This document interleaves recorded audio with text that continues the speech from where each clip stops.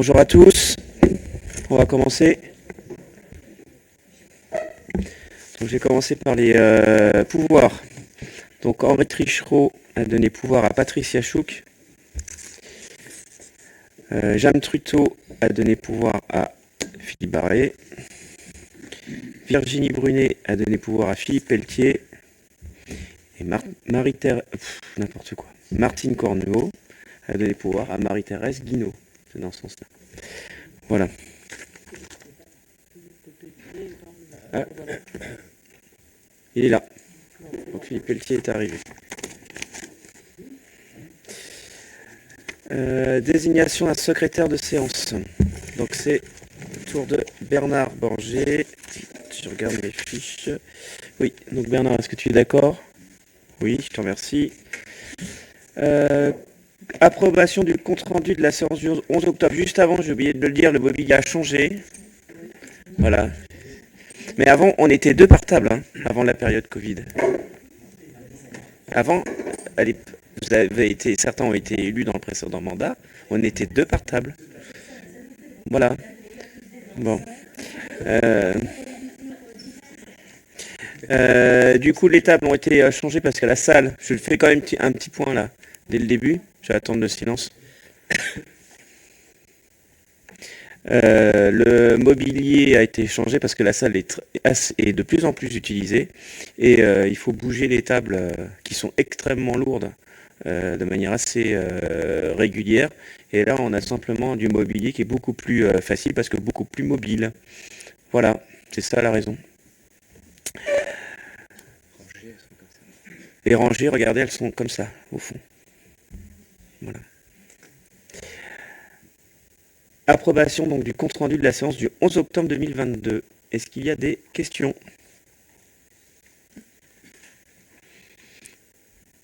Est-ce qu'il y a des oppositions? Des abstentions? Je vous remercie. Et on va commencer par le premier point. Elle est impatiente. Présentation donc de Christelle Mazoué-Houbard, donc chargée des dossiers techniques, qui est arrivée donc le 3 octobre à Saint-Hermine. Je te laisse la parole. Bonsoir à tous et à toutes. Je me présente, je m'appelle Christelle Mazoué, j'ai 56 ans. Je suis arrivée à la ville de Saint-Hermine il y a un peu plus d'1 mois en tant que référente technique. Mes missions principales s'organisent autour de 4 points, 4 sujets importants. Le premier étant la sécurité des bâtiments communaux. Donc, principalement les établissements recevant du public. Donc là, il s'agit de suivre l'entretien et la maintenance des bâtiments, la gestion des commissions de sécurité, le suivi des registres de sécurité et assurer une veille réglementaire. Le deuxième point, là, il s'agit de la sécurité des biens et des personnes. Donc là, ça concerne principalement donc, le plan communal de sauvegarde dans son suivi, mais également les points incendies. Et puis j'en oublie, la sécurité au travail, qui est un sujet important aussi pour ce qui concerne les services techniques. Voilà, le troisième sujet, donc là c'est une aide à l'élaboration de pièces techniques pour la passation des marchés, donc toujours dans le respect du Code des marchés publics. Donc là il s'agit de principalement la rédaction de cahiers des charges techniques et puis l'élaboration de certaines notes de synthèse, voire d'analyse.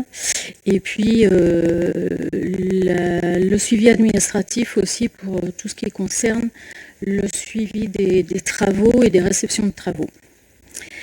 Voilà, et enfin le dernier point concerne la transition énergétique, puisque là il s'agit plutôt de vous conseiller pour effectuer des économies d'énergie sur l'ensemble de vos bâtiments, mais pas seulement, puisque la loi Elan notamment impose dans le cadre de la transition énergétique les collectivités, mais pas seulement, les entreprises également, d'élaborer en fait un plan pluriannuel de travaux énergétiques sur l'ensemble des bâtiments qui vous engage quand même jusqu'à 2050 et où là il faut amorcer des travaux qui permettent la réduction de vos consommations sur l'ensemble des bâtiments. Et pas seulement, puisque ça concerne également les prochains projets, où à partir de 2025, pour tout ce qui est construction publique, là aussi, la loi impose un certain nombre de choses pour réussir à obtenir des projets qui sont moins énergivores, plus respectueux de l'environnement et surtout qui soient mieux gérés, puisque certaines choses vont être imposées, comme la gestion technique à distance, pour pouvoir régler au mieux les outils techniques de façon à ce que vraiment la consommation d'énergie respecte l'usage. Voilà. Donc moi, mon parcours en fait de formation, je suis architecte. J'ai travaillé 10 ans dans le privé avant d'intégrer ma première collectivité dans laquelle je suis restée 15 ans. En tant que, dans un premier temps, j'ai assuré un poste de conducteur d'opération dans un premier temps pendant 3 ans. Et puis ensuite, on m'a proposé la responsabilité du service patrimoine, donc que j'ai assuré pendant 12 ans. Voilà. Ce qui fait qu'aujourd'hui, j'ai une expérience de 30 ans à peu près de travail sur les bâtiments privés comme publics. Voilà, ce qui est déjà un parcours assez long. Et du coup, moi, j'arrive sur Saint-Hermine pour mettre justement à disposition mon expérience pour aider au mieux la ville à gérer ses bâtiments communaux et puis pour vous assister au mieux aussi dans le développement des futurs projets. Et voilà, en gros, mon parcours. Merci. Est-ce que vous avez des questions? J'en ai une. Du coup, pour le gros projet qui attend la municipalité, ça va être l'école élémentaire, à moins qu'il y en ait d'autres gros avant, mais je crois pas. Et du coup, c'est vous qui allez suivre les travaux là? Alors, ça, j'en suis pas encore là parce que je suis arrivée il y a qu'un mois, donc voilà, je ferai fonction de ce qu'on me demandera.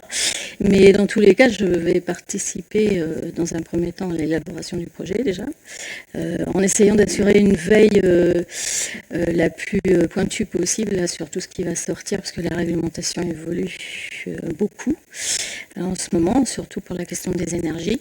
Donc effectivement, oui, je vais être associée dès le début du projet de façon à ce que on vous livre un projet le plus satisfaisant possible et qui réponde au mieux à l'exigence de la loi Elan notamment. Eh bien, bienvenue. Merci. Moi aussi, je voulais vous souhaiter la bienvenue. J'ai déjà eu l'occasion de vous le dire puisqu'on s'est déjà rencontrés, mais bienvenue dans notre collectivité à Saint-Hermine. Puis je crois que la tâche ne va pas vous manquer, donc bon vent. Merci. Est-ce qu'il y a d'autres remarques? Tu as été très complète. Voilà, c'est parfait. On va pouvoir te libérer et bonne soirée à toi. Okay. Merci à tous et puis bonne soirée également.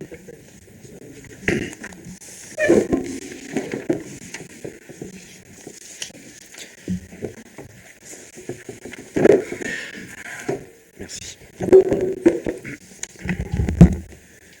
Alors, on va commencer avec le premier point. Demande de subvention à caractère social de l'école Sainte-Marie. Voilà. Alors, je rappelle la délibération du 2 novembre 2021 qui octroie une subvention à caractère social à destination de l'OGEC Sainte-Marie relative au fonctionnement de la pause méridienne pour l'année 2022. L'OGEC a réitéré sa demande pour l'année 2023 et sollicite une subvention pour cette année 2023. Cette proposition est faite sur la base du projet prévisionnel de la pause méridienne et non en rapport avec le coût d'un enfant de l'école publique sur la pause méridienne. Ce calcul ne s'impose que dans le cadre du temps scolaire. Je rappelle aussi que la commune de Saint-Hermine organise depuis la rentrée 2018 l'activité périscolaire de l'ensemble des écoles publiques et privées de la commune. Pour des raisons historiques, le temps de la pause méridienne, repas et surveillance de cours est à la charge de l'OGEC pour l'école Sainte-Marie, qui mutualise l'organisation du repas avec le collège Saint-Paul. La commune organise quant à elle la pause méridienne des écoles publiques de la commune, et au regard du coût de la surveillance à la charge de l'OGEC, donc 25 364 € et 31 centimes pour l'année 2022-2023, il est proposé d'accorder une subvention à caractère social à l'OGEC Sainte-Marie. Donc, considérant le déficit prévisionnel du budget pause méridienne de l'OGEC, estimé estimé précisément, je ne sais pas pourquoi je dis à peu près, à 30 989 € et 15 centimes. Il est proposé d'attribuer à l'école Sainte-Marie une subvention à caractère social du montant de la masse salariale destinée à la surveillance de la pause méridienne à la charge de l'OGEC Sainte-Marie, soit un total de 25 364 € et 31 centimes. Donc je vous demande votre avis par rapport à ça, tout simplement. On a déjà eu l'occasion de voter ça l'année dernière. On a déjà eu l'occasion d'en débattre aussi. Voilà. Bon, mais je vais prendre la parole, puisque je pense que tout le monde attend. Pas forcément. Moi. Je suis habituée, voilà, c'est le sujet qui est un peu qui fait polémique. Il faut bien qu'on ait pour des accords. C'est ça, c'est ce que je voulais dire. Mais celui-là, il est particulièrement attendu, je pense, par certains. Voilà. Enfin, Henri et moi, on votera contre, comme on a fait l'année dernière. Je peux redonner les raisons si... Nous, on ne trouve pas que cette idée soit équitable ni égalitaire, on va dire. C'est comme payer une prestation pour cette pause méridienne. Donc nous, on est plutôt pour qu'il y ait un règlement commun, par exemple. Parce que c'est ça aussi, c'est que quand on donne une subvention à l'école, on n'est plus responsable de ce qui se passe pendant la récréation, par exemple, ou la cantine. Et le règlement, il n'est pas commun à tous les enfants. Donc il y a des choses qui nous semblent pas très équitables. Après, ça se discute, on est d'accord, on n'est pas d'accord, nous on a cette position-là. Et donc, voilà, moi je vote contre pour ma voix et pour celle d'Henri avec son accord. Donc voilà, après, on peut en débattre encore et encore et encore. Hein. Je ne sais pas si un jour on se mettra d'accord, si j'arriverai à convaincre certains d'entre vous, mais voilà, c'est comme ça. S'il y a d'autres remarques par rapport à ça? Je ne vais pas relancer le débat, hein, je l'ai déjà dit, pour nous, c'est pour des questions d'équité. Après, voilà. Et l'idée de faire de manière équitable pour l'ensemble des enfants herminois sur la pause méridienne.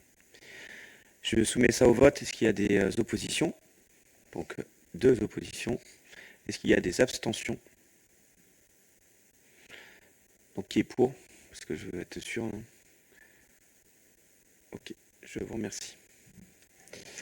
On va passer au point suivant et je vais laisser la parole à Jean-Michel.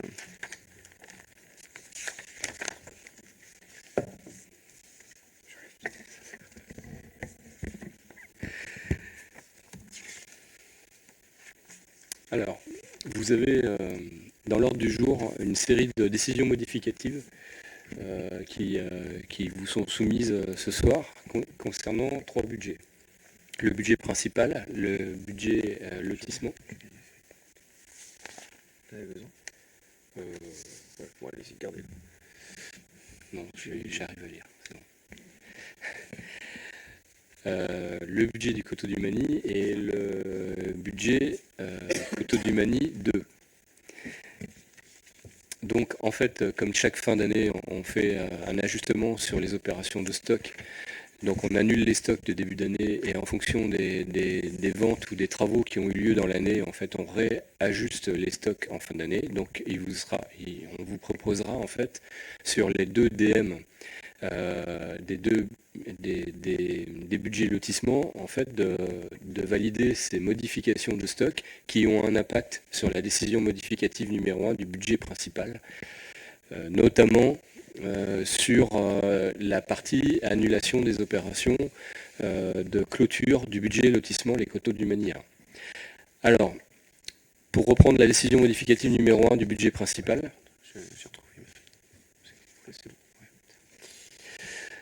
donc il vous est proposé de faire une augmentation de crédit des opérations, des dépenses de fonctionnement pour un montant de 63 971,87 €.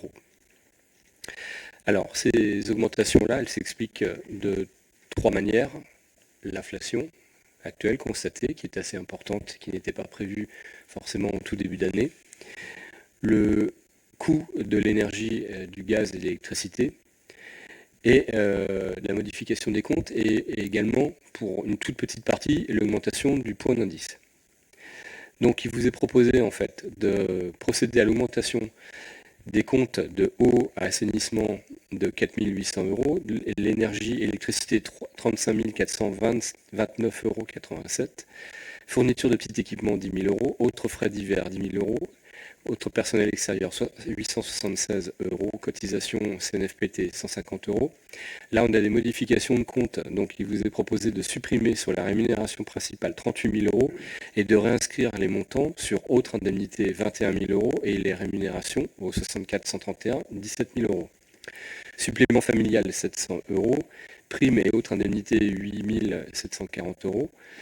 Emploi aidé, donc il vous est proposé, les crédits avaient été surestimés, vous est proposé de les réduire de 2 750 €. Cotisation URSSAF, on les augmente de 4 200 €, puisque en fait c'est une partie qui avait été mise sur la cotisation caisse de retraite 5 800 € qu'on va retirer en fait de l'article 64-53. Cotisation ACDIC 840 € en plus, cotisation assurance personnelle 270 €. La médecine du travail, elle ne se tiendra pas cette année, donc il vous est proposé de supprimer les crédits pour 1 000 €. Les indemnités élues 2 500 €. IPRIMO pour les classes, les écoles publiques. Les indemnités élues, là, c'est le point d'indice. Oui, c'est le point d'indice. Autrement, ça fait bizarre là, comme ça. Oui, c'est vrai que c'est l'augmentation du point d'indice là. Parce que si vous vous souvenez bien, en fait, on avait actualisé une partie des rémunérations en fait au moment du vote du budget supplémentaire en juin. Par rapport au chapitre 12 sur les charges de personnel, mais on n'avait pas tout repris parce qu'on n'avait pas la connaissance encore du pourcentage exact.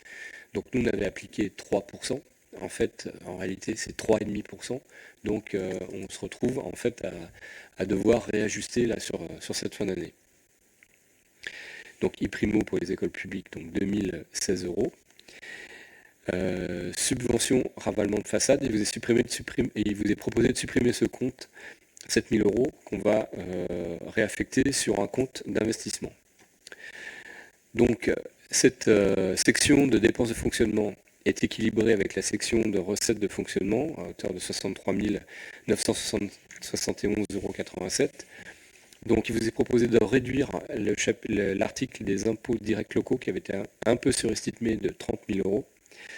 On augmente le FPIC parce qu'on a les montants exacts sur cette fin d'année de 9 000 €. Le fonds départemental des MTO, donc les droits de mutation à titre onéreux, donc ça concerne en fait toutes les taxes que la commune perçoit dans le cadre des ventes de propriétés. Donc là, il vous est proposé de l'augmenter de 64 000 €. Dotation forfaitaire 5 000, dotation de solidarité rurale 8 000, et les aides de l'État sur les contrats aidés 8 726 €. Il vous est proposé de supprimer l'excédent de clôture du lotissement Les Coteaux du Mani de 754,13 €. On va voir justement sur la DM suivante. Sur les dépenses d'investissement. Donc, il vous est proposé de procéder à des opérations parfaitement neutres, c'est-à-dire qu'on n'augmente pas le montant des crédits, on les réaffecte. Donc, les récupérations d'avance forfaitaire, donc ce sont des opérations d'ordre, donc qui n'ont pas d'impact réel, donc 3 000 €. La maîtrise d'œuvre foyer des jeunes, donc c'est une modification de compte. Là, vous voyez, hein, on a les deux lignes identiques. Travaux foyer des jeunes, donc il vous est proposé de supprimer ce montant de 103 500 € qui était prévu sur cette année et qui ne va pas se faire avant la fin de l'année. La maîtrise d'œuvre de la salle de danse, qui était prévue au départ 10 000 €, il vous est proposé de supprimer ce compte-là et de réaffecter sur la maîtrise d'œuvre salle de danse par rapport à la notification qui a été faite du marché auprès du maître d'œuvre, la société DGA, pour un montant de 55 000 euros. Étude, définition, projet de l'îlot de l'ancienne mairie, sur mairie-école. Donc en fait, la procédure a été un peu accélérée. Donc en fait, on avait prévu cette partie-là pour l'année prochaine, sauf qu'elle est déjà en cours de travail. Donc il faut les budgétiser dès cette fin d'année, donc 8 500 euros. Subvention ravalement de façade, donc là, et programme passeport à accession. Donc, je vous ai proposé de créditer de 10 000 euros ce compte. Vous avez pu vous rendre compte en fait, qu'on passait régulièrement en fait, des dossiers pour les passeports à accession. Travaux aménagement rue Flandre Dunkerque, et il vous est proposé d'augmenter cette opération de 70 000 euros et de réduire les travaux de l'église de 33 000 euros. Pour la rue Flandre Dunkerque, c'est parce que il y a eu des aménagements supplémentaires qui n'étaient pas forcément prévus à la base. Par exemple, le parking, oui le chemin pour l'école. Et autre chose par rapport... Je le détaille, hein, si vous voulez. Oui, bon, après, c'est peut-être pas... On a une révision de prix hein, aussi. Après, oui, puis il y a eu une augmentation des prix aussi. 39 000 euros, hein, révision. Et pour l'ancienne mairie, là, c'est extrêmement important parce qu'en fait, ça doit vraiment se faire de manière conjointe avec la future école en 2025. C'est-à-dire que 2025-2026, c'est-à-dire qu'on doit avoir la construction de la nouvelle école, mais en même temps pas se retrouver avec pas une friche, mais en tout cas un bâtiment qui est abandonné en fait à cet endroit-là. Donc c'est pour ça qu'il faut que les deux, une fois que l'école est terminée, il faut tout de suite enquiller sur la réhabilitation de l'ancienne mairie. C'est pour ça aussi qu'il ne faut pas perdre de temps, ça prend du temps, hein, mine de rien, tout ça. Sur la partie recettes d'investissement, il vous est proposé d'inscrire à l'opération 024 la vente du terrain d'Assise. Donc c'est le terrain que le conseil municipal avait décidé d'acheter à la société Sanson pour faire le lotissement Le Val de Semaine 3. Donc ce sera évidemment une opération qu'on va retrouver sur le vote du budget primitif, un des points suivants. Donc c'est le budget principal qui l'a acheté, donc il est revendu au budget lotissement pour 50 577,43 €. Récupération d'avance forfaitaire, donc ça c'est une opération d'ordre avec les dépenses d'investissement qu'on a vues juste avant, 3 000 €. Le FCTVA, on vous propose d'actualiser le montant qui est un petit peu plus faible que ce qui était prévu au départ, donc 6 631,56 € en moins. Et le remboursement de l'avance que le budget primitif avait fait pour les coteaux du Mani. Donc on ne peut pas la réintégrer, donc on vous demande de la supprimer en fait sur les recettes d'investissement, tout simplement parce que le dernier terrain n'a pas été vendu et qu'on ne peut pas clôturer le lotissement les coteaux du Mani. Donc il faut supprimer ces 46 945. Par rapport à l'église, c'est un report.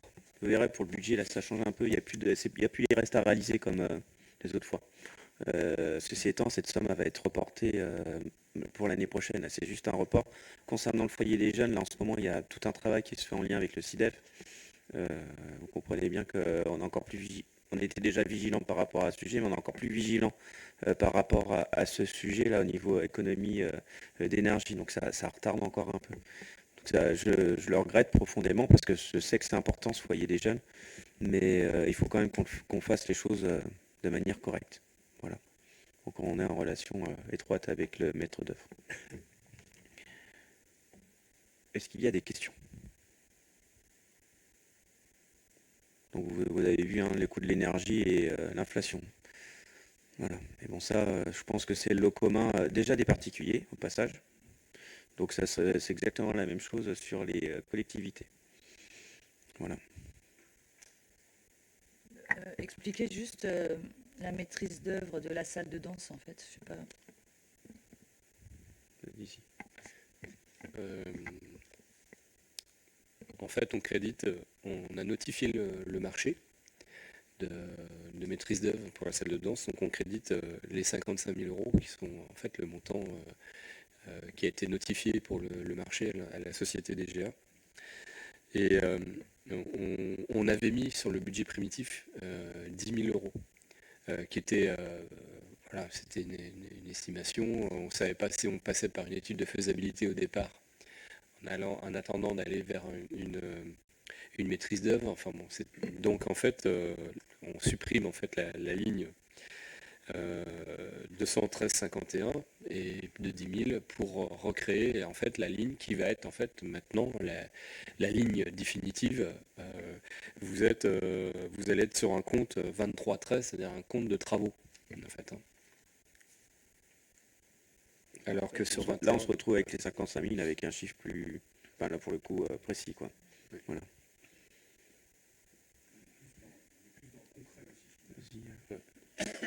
C'est qu'on est, on est plus dans le concret finalement du projet, quoi. On a avancé et on va un petit peu plus vite, quoi. Dans l'étude de faisabilité, ça te parle ou pas? Ouais. Et Noir, on est rentré dans le concret, là, dans la maîtrise d'œuvre, et donc les choses pour que ça avance, quoi. L'année prochaine, ça commence. Voilà.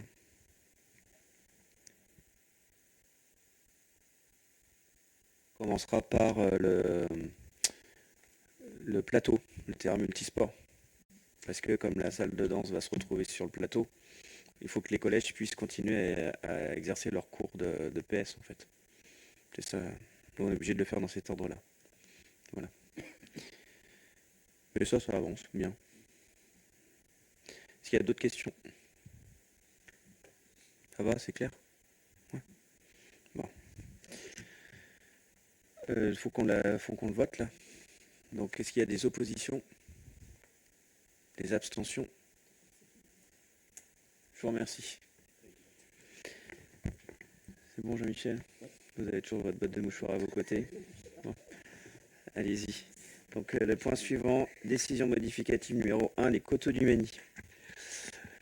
alors, donc c'est ce qu'on était en train de dire juste avant. En fait, la décision modificative numéro 1 des coteaux du Mani vise à supprimer les opérations d'écriture de clôture qu'on avait mis en place dans l'espoir de vendre le dernier terrain qui n'a pas été vendu. Donc, il vous est proposé sur les dépenses de fonctionnement de supprimer le reversement de l'excédent au budget principal, donc de 754,13 €, de supprimer également au niveau des recettes de fonctionnement la vente du dernier terrain pour 47 700 €, de constater le stock 2022 sur les recettes de fonctionnement, donc 46 945,87 €, c'est le dernier terrain, et donc sur les dépenses d'investissement, on supprime le remboursement d'avance au budget principal, ce qu'on a vu en recette, ce qu'on a supprimé en recette d'investissement sur le budget principal, donc pour 46 945,87 €, et constater le stock 2022 qui est en croix, évidemment, dépenses d'investissement, recettes de fonctionnement, 46 945,87 €. Par contre, on n'avait pas changé. On n'était pas avec la bonne diapo. Est-ce qu'il y a des questions? Ça, c'est plus simple pour le coup. Est-ce qu'il y a des oppositions? Des abstentions? Je vous remercie. Donc on passe au coteau du Mani 2. Alors, les coteaux du Mani 2, donc, c'est des actualisations d'opérations de stock. Donc, comme chaque fin d'année, on doit procéder à l'annulation du stock initial qui a été fait en fin de l'année dernière. Donc, en dépenses de fonctionnement, il vous est proposé d'inscrire au 713,55 en écriture de stock. Donc, annulation du stock initial, 63 822,60, qu'on va retrouver en recette d'investissement, donc le tableau tout en bas, sur les écritures de stock, annulation du stock initial, 63 822,60, et d'inscrire pour l'équilibre en recette de fonctionnement les ventes de terrains aménagés pour 30 000 € et les écritures de stock, nouveaux stocks constatés en fin d'année, 713,55 pour 33 822,60 €. Donc ça nous fait un total sur les recettes de fonctionnement de 63 822,60 € qui s'équilibre avec les dépenses d'investissement de 63 822 qui se répartissent de la manière suivante: remboursement du capital de l'emprunt 30 000 €, Bien évidemment, il n'y a pas 30 000 euros supplémentaires à rembourser comme emprunt. C'est une opération en fait qu'on inscrit pour l'équilibre budgétaire et les écritures de stock. Le stock, constat du stock fin d'année, 33 822,60 euros. Tout le monde suit? Je vois, c'est les yeux qui deviennent un peu plus petits chez certains. Non, non, je plaisante. Tout le monde est très attentif, c'est très très bien. Est-ce qu'il y a des questions? Non? Est-ce qu'il y a des oppositions? Des abstentions?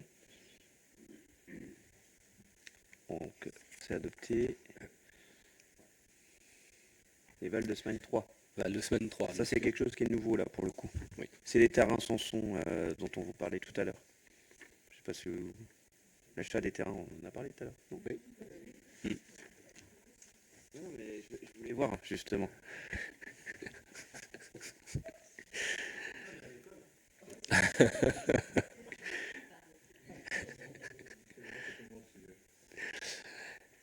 Alors, vous avez créé en fait en 1er mars de cette année un nouveau budget, le Val de Semaine 3, et en M57, mais ce budget n'a pas été ouvert.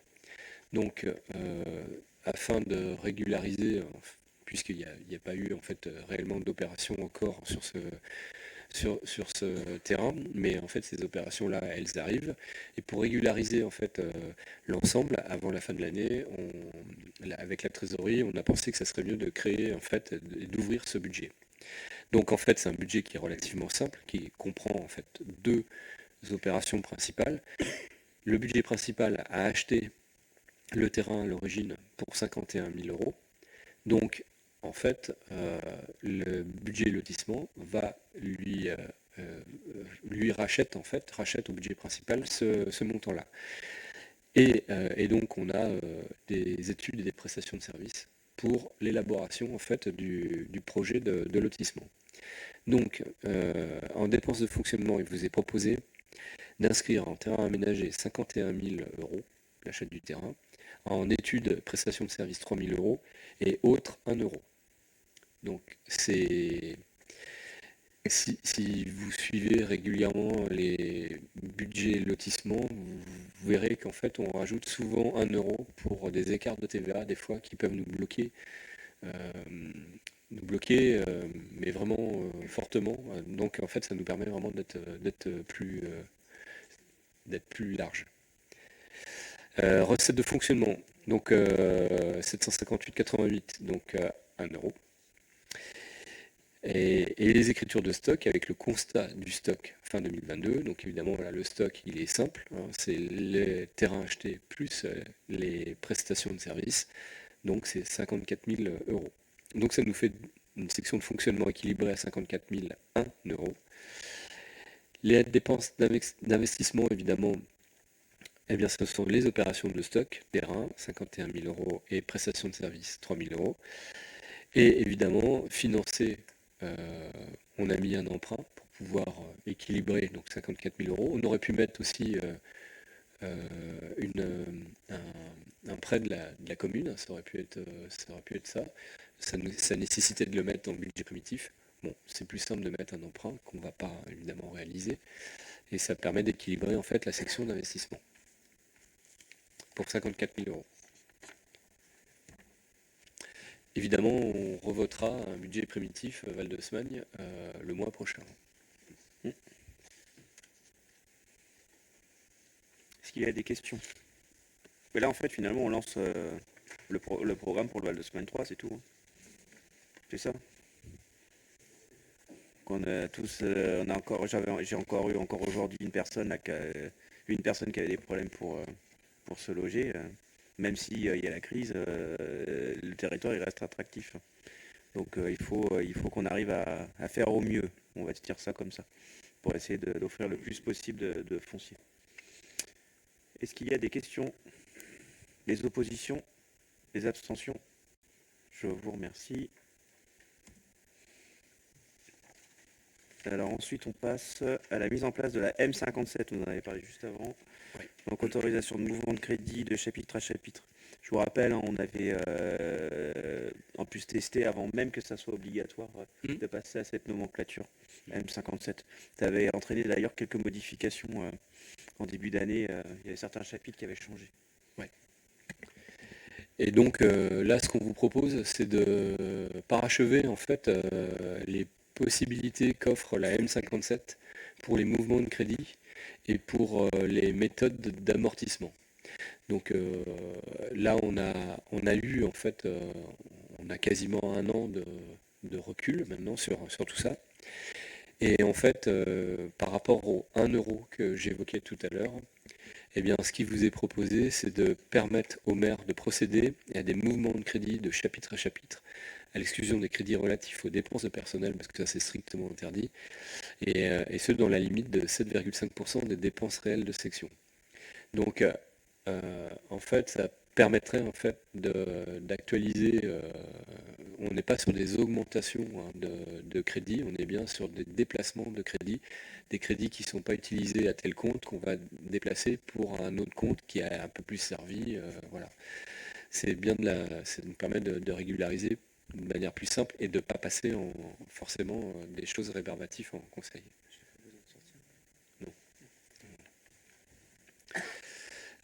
Et également de choisir la méthode dérogatoire concernant l'amortissement des immobilisations qui consiste à amortir en année pleine et non pas en milieu d'année. Parce que en fait, la M57, normalement, on devrait amortir à partir du moment où on a la facture. L'amortissement devrait partir à la date de l'acquisition. C'est un peu compliqué à mettre en place. En tout cas, on n'a pas les logiciels encore pour le faire. Et on a préféré en fait attendre pour passer à cette échéance-là, en fait, peut-être à l'horizon 2 ou 3 ans, quand on aura revu la totalité de nos amortissements, des durées d'amortissement, des choses comme ça. C'est une délibération que vous allez être amené probablement à prendre l'année prochaine. Puisque la dernière délibération qui a été prise dans ce sens-là, elle date de peu plus de 30 ans. Donc il faut maintenant qu'on revoie un petit peu ça. Je vous rappelle que la M57, on va en fait, sur la fin de l'année, on n'aura plus de compte administratif, hein, on n'aura plus de compte de gestion, on aura le compte financier unique. Donc ça fait partie des nouveautés. Est-ce qu'il y a des questions? Des oppositions? Des abstentions? Je vous remercie. Et le dernier point, ça c'est quelque chose qui est fait tous les ans, fixation du coût horaire du travail en régie. Et après vous pourrez souffler. Boire de l'eau. Fixation du coût horaire du travail en régie. Donc comme tous les ans, en fait, on vous propose de fixer un coût horaire qui nous permet en fait de comptabiliser au niveau des comptes de la commune la mise en valeur du travail du service technique et qui permet en fait d'intégrer des travaux qui sont considérés comme ajoutant de la valeur et de la plus-value en fait au bâtiment dans l'actif de la commune et d'intégrer en fait ces factures-là qui sont des factures de fourniture qui sont payées en fonctionnement, de les transférer en investissement et éventuellement également de récupérer la TVA sur ces fournitures. Donc tous les ans on vous propose un montant voilà, qui est une opération toute simple, hein, c'est la totalité de la masse salariale du service technique, puisque c'est le service technique qui est concerné, divisé par le nombre d'agents. Et là, en fait, cette année, après le calcul, en 2022, le coût horaire est fixé, et on vous propose à 18,12 €. L'année dernière, il était à 20,03 €.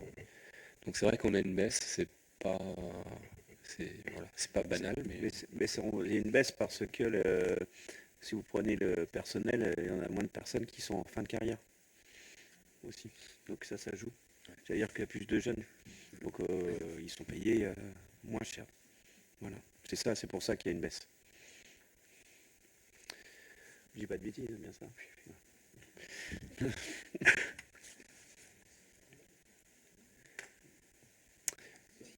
Est-ce qu'il y a des oppositions? Des abstentions? Je vous remercie.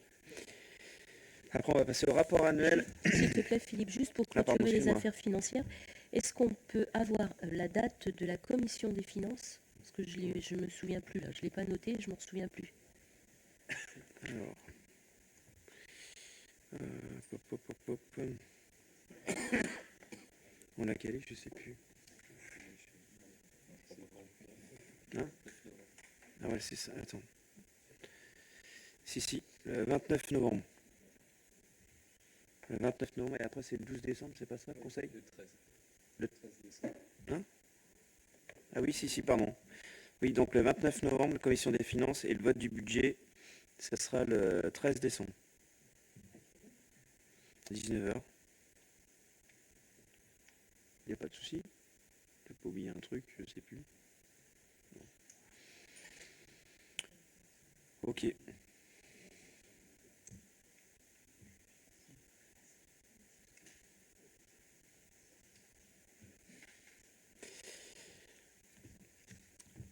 Est-ce qu'il y a d'autres questions? Donc, rapport annuel sur le prix et la qualité du service de l'assainissement collectif 2021. Je viens de passer Ah oui, pardon. Donc, vous avez été destinataire du rapport annuel sur le prix et la qualité du service public de l'assainissement collectif pour l'exercice 2021. Pour cette année 2021, le rapport élaboré sur la base du rapport annuel du délégataire fait apparaître une légère augmentation du nombre d'abonnés de plus de 2,2%. On a 1301 abonnés contre 1273 en 2020, donc ça c'est bien. C'est bon signe. Une augmentation des volumes facturés passant de 90 218 m3 en 2020 à 103 920 m3 en 2021.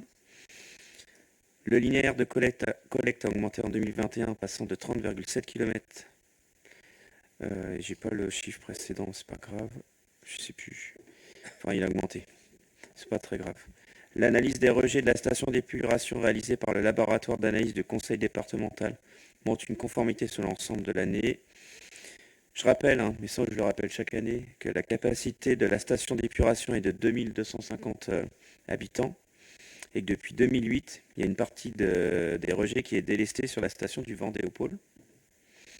La quantité de boue produite est en nette baisse en raison de la crise sanitaire, c'est-à-dire qu'il y avait interdiction de les diffuser.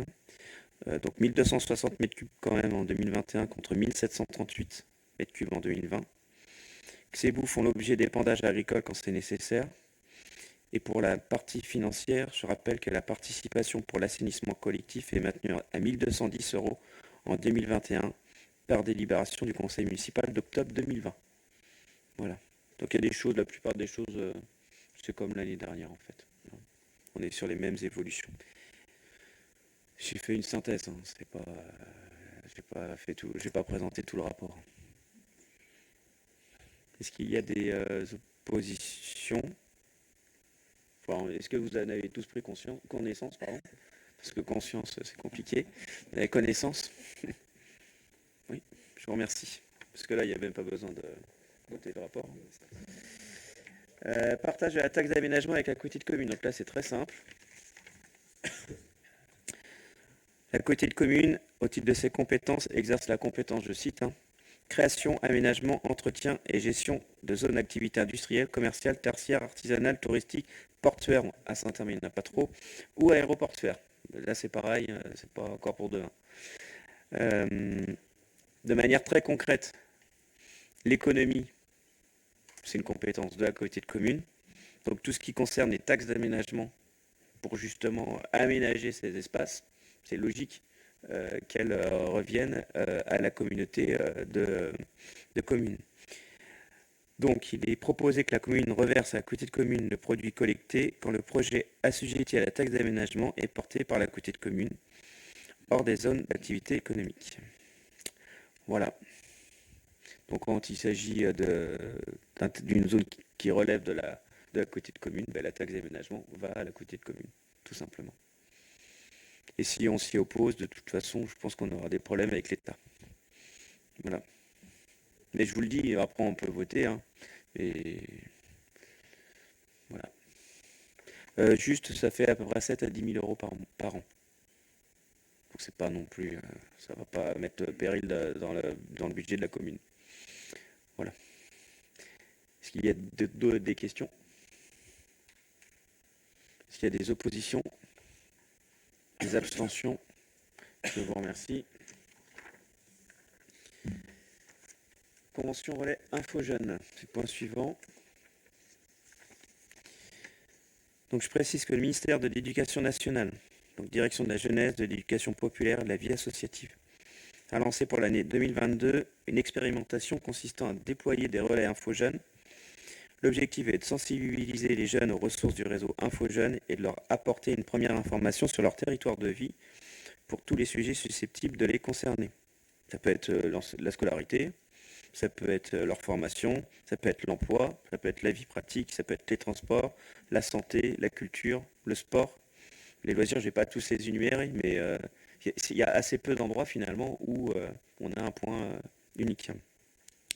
Ce projet concerne donc en priorité, si je me place à l'échelle nationale, mais pas uniquement, les jeunes vivant dans les quartiers prioritaires de la politique de la ville et les zones de revitalisation rurale. Saint-Hermine fait partie d'une CDRR, je le rappelle.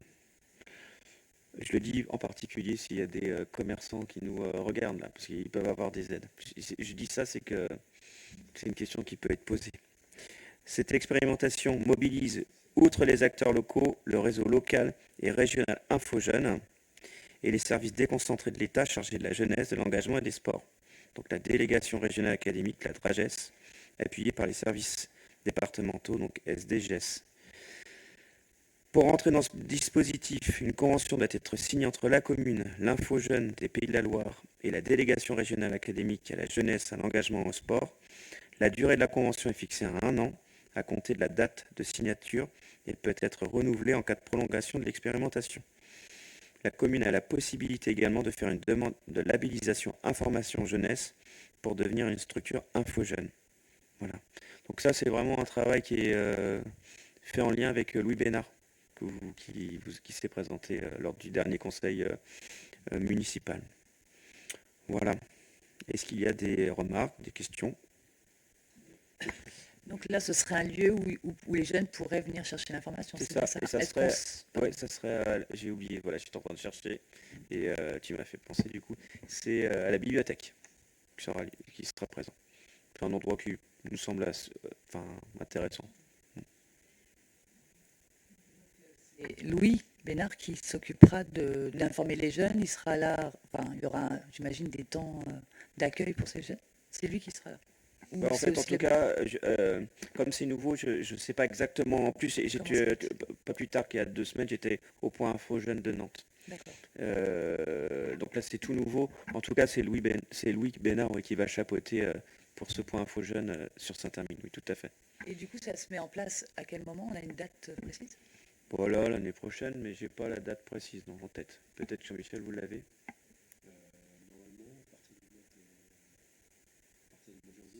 Ah oui, d'accord. Donc début d'année, quoi. Oui. Okay. Et c'est vrai que c'est assez intéressant parce que c'est pas facile. En plus, je pense que c'est d'autant plus important, même en milieu rural, pour avoir les informations, parce que c'est pas évident du tout pour un jeune là, de savoir où aller chercher. Oui, vas-y, Cathy. Il y a un coût quand même pour la commune? Est-ce qu'il y a un coût pour la commune? J'ai plus ça en tête non plus. Bah, déjà le temps de Louis, en fait. Ouais, mais oui, mais bon. au niveau du matériel, de l'équipement, de la documentation, ça représente quand même qui prend en charge. Je suis pas convaincu que ça a un coût. Ouais.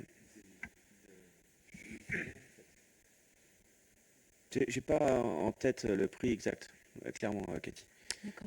Après, c'est pas. Je sais qu'il y a une partie qui est prise en charge, là, clairement. Après, l'idée aujourd'hui, c'est plus d'être d'accord ou pas avec ce point Info Jeunes. Voir quand même s'il Je sais. y a un coût qui pèse sur le budget de la commune quand même. Tu pouvais poser la question hier soir ouais. aussi. Hein. Mais comme c'est une histoire d'information, finalement, donc du coup, je pense que le coût comme disait je ne sais plus qui, ça sera Louis qui interviendra. Donc c'est le coût de la masse salariale de Louis quand il intervient sur ce point faux jeune, mais autrement après il communique des informations. Donc, ouais. Non, mais il y a des abonnements, il y a du matériel quand même. Mais quand même. Hein. Qu'est-ce que c'est? Dans les obligations en fait, de la commune, c'est équiper l'espace dédié à l'information des jeunes avec une enveloppe de financement possible de 1500 euros maximum. Cette enveloppe comprend obligatoirement la somme de 350 euros consacrée à la prise en charge de l'abonnement, de l'impression et des ressources documentaires, de l'impression du kit communication et de l'organisation de la journée de formation sensibilisation à l'information jeunesse. La somme de 1150 euros pourra être utilisée pour le financement d'un équipement numérique, ordinateur portable, borne numérique, tablette, et d'un mobilier servant de support à l'information du public. Le remboursement sur facture à hauteur de 1150 euros restera ponctuel. Le montant pourra varier en fonction des besoins de la commune de Saint-Hermine. Donc il y a une prise en charge par la DRAGES à hauteur de 1150 euros. Sur les 1600. Sur les, oui. Donc il nous reste 500 euros à notre charge. C'est ça? Oui. Bon. Donc est-ce que vous êtes d'accord avec ce point précis? Est-ce qu'il y a d'autres questions? Est-ce qu'il y a des oppositions? Des abstentions? Je vous remercie. On va passer au point suivant, donc acquisition de la licence 4 du restaurant Le Grand Cœur. Alors, dans le cadre de la fermeture d'un hôtel-restaurant Le Grand Cœur en raison du départ en retraite de la propriétaire, donc la licence 4 est en vente, l'acquéreur va changer la destination de l'établissement, ça ne sera plus un restaurant, voilà.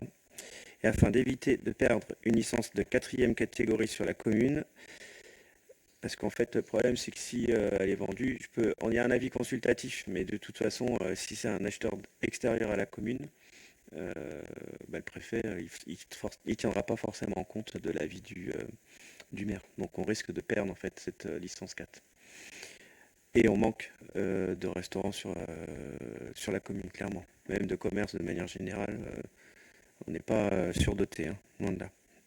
Donc afin d'éviter de perdre une licence de 4e catégorie sur la commune, je propose donc après négociation donc, avec la propriétaire, hein, donc j'ai une acquisition de la licence au prix de 10 000 euros sous la valeur moyenne donc des licences actuellement constatées. Voilà, je mets ça au débat.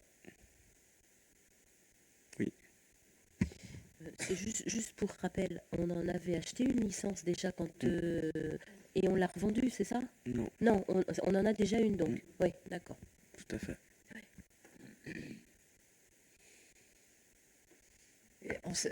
C'était quoi le prix d'achat de la première licence? Beaucoup moins cher, 5 500 euros. 5 500. Ah ouais. Donc c'est le prix enfin. C'est plus cher en fait. T'as mal négocié ou bien c'est le prix L'autre c'était un petit peu différent parce que c'était dans le cadre d'une liquidation judiciaire. Il y a ça. Et après, honnêtement, au niveau des prix, ça correspond malheureusement à ce qui se fait sur le marché, quoi. Après, c'est sûr que je préférais l'acheter 5 500 euros. Ça, c'est certain. J'ai essayé de le faire moins cher, mais ça n'a pas marché. Voilà.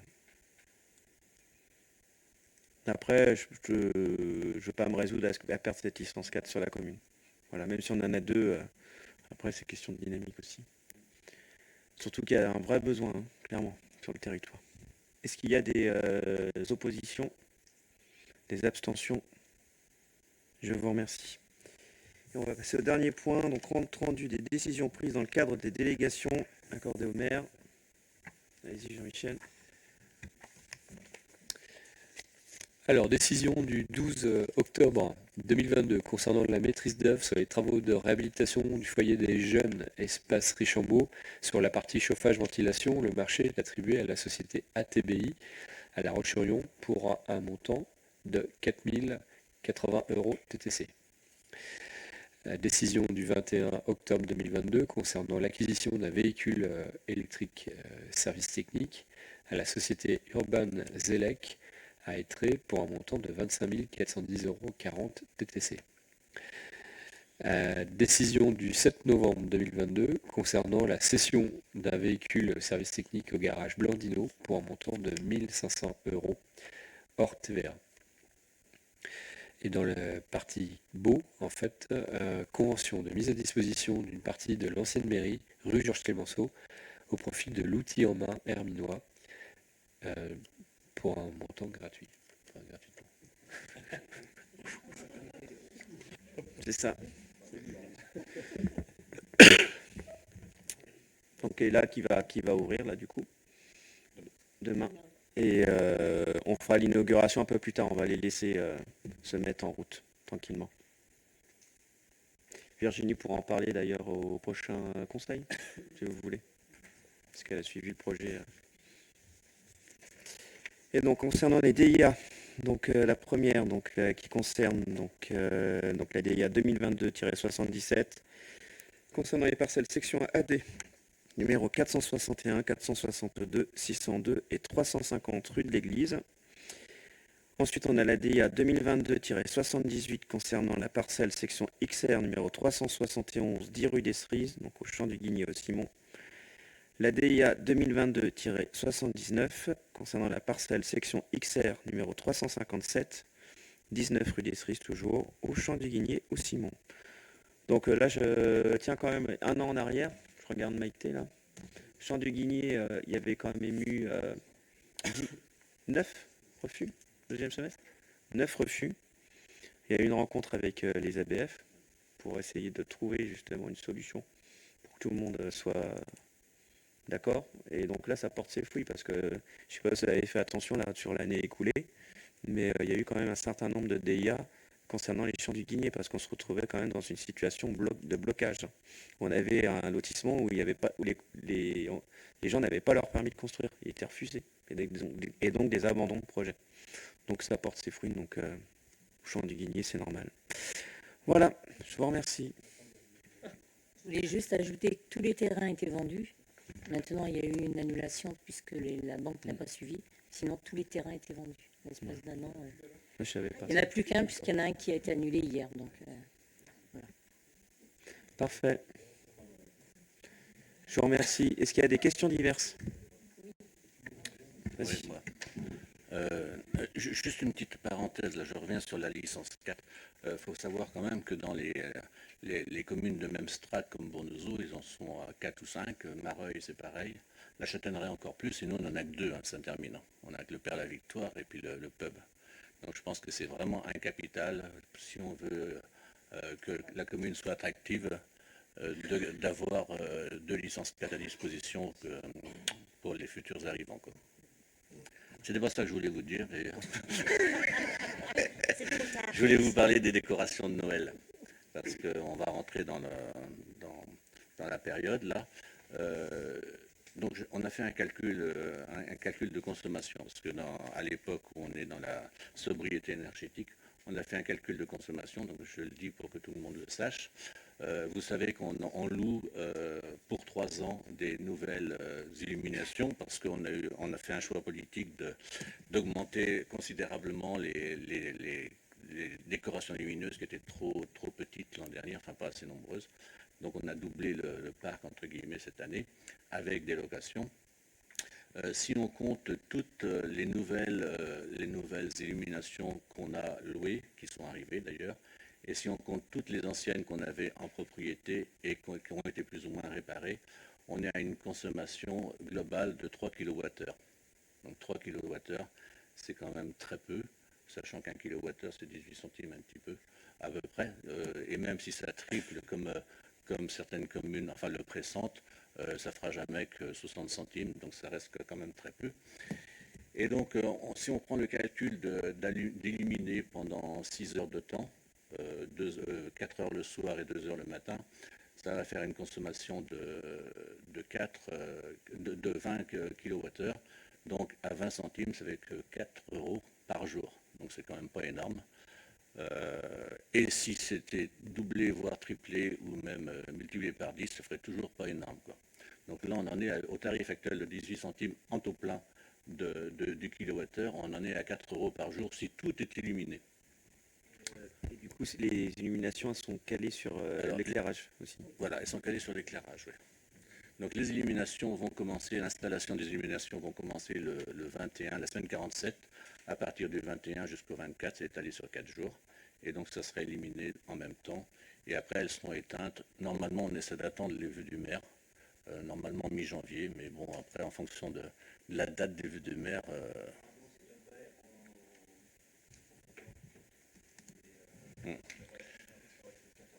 D'accord. Mais je tenais à le dire parce que ça représente que 4 euros par jour. Et si on les illuminait davantage, c'est-à-dire au lieu de commencer, parce qu'on est parti sur la base de commencer à 18h30, si on veut commencer à 17h30 le soir, ça fait qu'une heure de plus, donc un sixième supplémentaire. Et un sixième de 4 euros, ça fait à peu près 70 centimes par jour, donc c'est pas non plus une fortune. Est-ce qu'on peut imaginer que le soir des fêtes, je sais pas, le 24 ou le 31, ça soit illuminé un petit peu plus longtemps? Faut peut-être calculer. Là, on s'était calé sur l'éclairage public. Bah oui, je comprends bien. Maintenant, Bernard peut peut-être répondre à ça. Le souci, c'est qu'on ne peut pas qu'illuminer les décorations. Il y a obligatoirement l'éclairage public qui sera allumé. C'est peut-être malvenu, enfin c'est un choix. Mais de toute façon, l'opération de reprogrammation des 25 armoires nous coûterait très cher. Donc c'est un calcul à faire. D'accord. Alors pour info, cette année, on va en mettre au Simon, dans la route de Mareuil, là, on va mettre des gouttes d'eau, enfin des flocons, pardon. Rugan de mer. Voilà, rugan de mer, voilà, pardon. On va en mettre aussi une guirlande lumineuse sur le sapin du Simon, sur le sapin de la Vineuse, enfin on va en mettre un peu plus qu'il y avait sur la route de Nantes, on en a prévu une douzaine. La rue de Clémenceau en a également davantage. Il n'y a que la route de La Rochelle qu'on n'aura pas énormément parce qu'on n'a pas beaucoup de points d'alimentation électrique. Mais sinon, route de Bornezeau, route de La Roche, on aura 4. Enfin, on va étaler quand même davantage. Et tout en LED. Voilà. Est-ce qu'il y a des questions, des remarques? Je vous souhaite une bonne soirée. Si? Non? Je croyais que tu appuyais sur le bouton, c'est pour ça. Il n'y a pas de problème. Je vous souhaite une bonne soirée en tout cas. Au revoir.